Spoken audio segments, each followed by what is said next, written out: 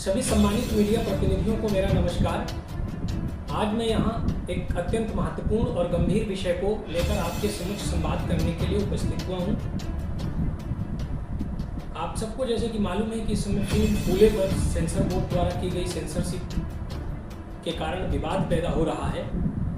मित्रों, यह विषय केवल एक फिल्म का नहीं है, बल्कि एक विचारधारा और एक ऐतिहासिक विरासत और समाज में दबे कुचले वर्गों की आवाज़ का है। मैं बात कर रहा हूँ फिल्म फूले की, जो कि महात्मा ज्योतिबा फूले और सावित्रीबाई फूले, जो कि प्रथम शिक्षिका रही हैं और सामाजिक कार्यकर्ता और अन्य रूप में उन्होंने काम किया, उन दोनों के जीवन और संघर्ष पर आधारित यह फिल्म है। यह फिल्म केवल एक सिनेमाई प्रस्तुति नहीं है, बल्कि भारत के सामाजिक परिवर्तन की नींव रखने वाले दो महान व्यक्तियों का जीवन दर्शन है।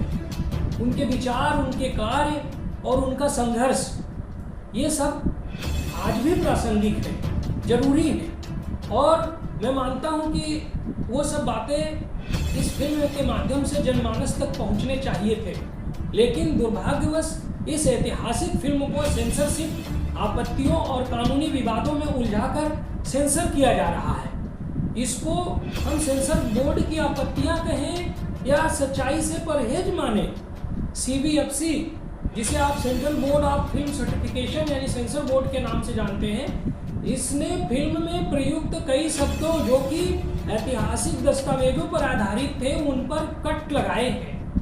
कुछ संवादों को आपत्तिजनक करार दिया है, जैसे मनु की जाति व्यवस्था एक शब्द फिल्म में कई बार प्रयुक्त हुआ।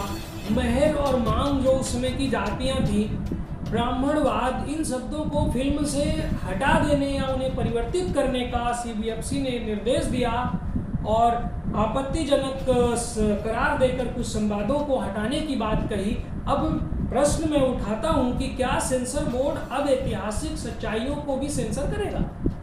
क्या समाज सुधारकों की पीड़ा, उनका संघर्ष, उनका विरोध अब भी कुछ वर्गों को असहज करता है? क्या केवल राजाओं और युद्धों पर बनी फिल्मों को ही खुली छूट दी जाएगी और समाज के नायकों की कहानियां छिपा ली जाएंगी? सेंसर बोर्ड से हमारा सवाल उठता है, क्या आप आखिर किससे डरते हैं? जब संविधान हमें अभिव्यक्ति की स्वतंत्रता देता है, जब बाबा साहब डॉक्टर अम्बेडकर ने हमें विचारों की आज़ादी दी संविधान के माध्यम से, तो आखिर CBFC को अधिकार किसने दिया कि वह ऐतिहासिक सच्चाई को काट छांट कर प्रस्तुत करे? कुछ संगठनों ने और सामाजिक समूहों ने यह आरोप लगाया कि फिल्म विशेष समुदाय के विरुद्ध है, परंतु सच तो यह है कि यह फिल्म किसी के विरुद्ध नहीं है, बल्कि सामाजिक सुधार और मानव समानता के पक्ष में है। यह फिल्म जाति वैमनस्य को नहीं बढ़ाती, बल्कि जाति विहीन समाज की कल्पना को सामने रखती है, जो फूले दंपति का सपना था। हम पूछना चाहते हैं, क्या हमारे देश में अब भी जातिगत सच और कहने और दिखाने पर रोक है? अगर कोई फिल्म ऐतिहासिक शोषण को दिखाती है, तो वह आपत्तिजनक कैसे हो सकता है? हम स्पष्ट रूप से मांग करते हैं कि इस फिल्म को सभी राज्यों में टैक्स फ्री घोषित किया जाए। जब कई अन्य फिल्मों को ऐतिहासिक महत्व के नाम पर पूर्व में टैक्स फ्री किया गया है, तो फूले को यह सम्मान क्यों नहीं मिल सकता? यह फिल्म भी एक महान क्रांति की कहानी कहती है, एक क्रांति जिसने बहुजनों को शिक्षा, आत्मसम्मान और उनके हक की राह को दिखलाया। जब तक ऐसी फिल्मों को टैक्स फ्री नहीं किया जाएगा, तब तक हम मानेंगे कि सरकार और व्यवस्था बहुजन नायकों के योगदान को उचित महत्व नहीं दे रही है। आप सबके माध्यम से, मीडिया बंधुओं के माध्यम से हम मांग करते हैं कि CBFC द्वारा लगाए गए सभी अनुचित कट्स और आपत्तियों को तत्काल प्रभाव से वापस लिया जाना चाहिए और फिल्म को बिना किसी बदलाव के पब्लिक डोमेन में आने दिया जाना चाहिए, इसे रिलीज होने देना चाहिए।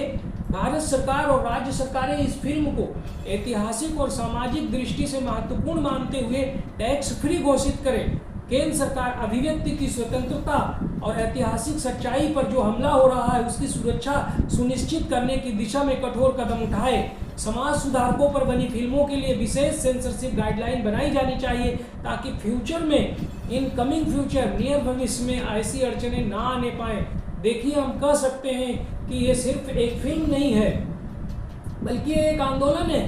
महात्मा फूले और सावित्रीबाई फूले ने जो अलख जगाई थी वह आज भी जल रही है। ये फिल्म उसी मसाल को अगली पीढ़ी तक ले जाने का माध्यम है। अगर इस देश में, मैं कहता हूं कि अगर इस देश में भगवान श्री राम, कृष्ण, शिवाजी, गांधी, भगत सिंह, चंद्रशेखर आजाद आदि के जीवन पर बनी फिल्में आदर के साथ देखी जाती हैं, तो फूले दंपति को योगदान को भी उतना ही सम्मान क्यों नहीं मिलना चाहिए। भारत सरकार सामाजिक सांस्कृतिक सेंसरशिप पर पुनर्विचार करे और फिल्मों की ऐतिहासिक सच्चाई के साथ छेड़छाड़ पर रोक लगाए। हम सबकी जिम्मेदारी है कि इस सच्चाई को दबाया ना जाए, बल्कि उसे सामने लाकर आने वाली पीढ़ियों को बताया जाए कि परिवर्तन कैसे आता है। फूले सिर्फ नाम नहीं है, विचार हैं, और हम विचारों को क्या रोक सकते हैं? विचारों को कतई रोका नहीं जा सकता। इसलिए हम मीडिया से, जनता से और हर विचारशील नागरिक से अनुरोध करते हैं कि आइए सच्चाई के पक्ष में खड़े हों, सेंसरशिप के खिलाफ आवाज उठाएं। ये सिर्फ एक फिल्म का मुद्दा नहीं है, ये हमारे विचारों की आज़ादी का मुद्दा है। धन्यवाद। जय फूले, जय संविधान, जय सावित्री।